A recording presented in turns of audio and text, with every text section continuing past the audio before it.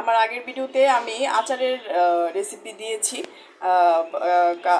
হিমসাগর আমের রেসিপিটা দিয়েছিলাম।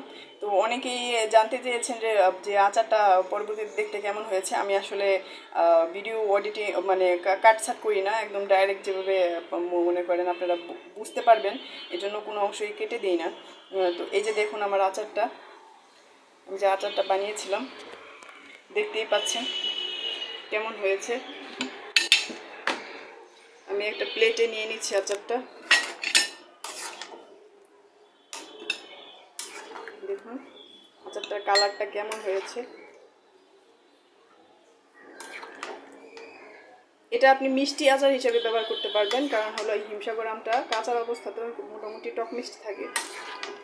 চিনিটা যত পারবেন অ্যাভয়েড করবেন, চিনি খাওয়া ভালো না। এই যে দেখুন আমি দেখাচ্ছি।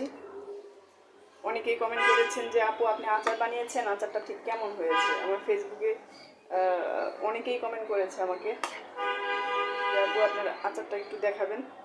আচারটা আসলে আচারটা তৈরি করার পরে আসলে বেশি সময় লাগবে, এই জন্য আমি আসলে পরে আর দেখাইনি।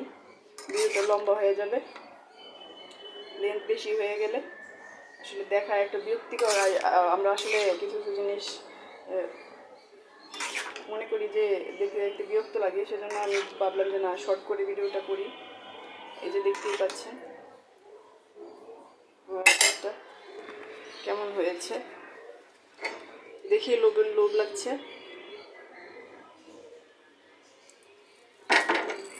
এই যে দেখুন কেমন হয়েছে আমার আচারটা। যদি ভালো লাগে আমার আচারটা রান্না করে দেখবেন, ট্রাই করবেন। যদি ভালো লাগে তাহলে একটা লাইক অ্যান্ড সাবস্ক্রাইব দিবেন, যেহেতু আমার চ্যানেলটা নতুন। আপনাদের লাইক এবং সাবস্ক্রাইবে আমি আরও বেশি উৎসাহিত হবার নতুন নতুন ভিডিও নিয়ে আসবো। এই রেসিপিগুলো আমার নানির কাছ থেকে শেখা। আমার নানি যেভাবে যেভাবে বানায় আমি সেভাবে দেখে শিখেছি।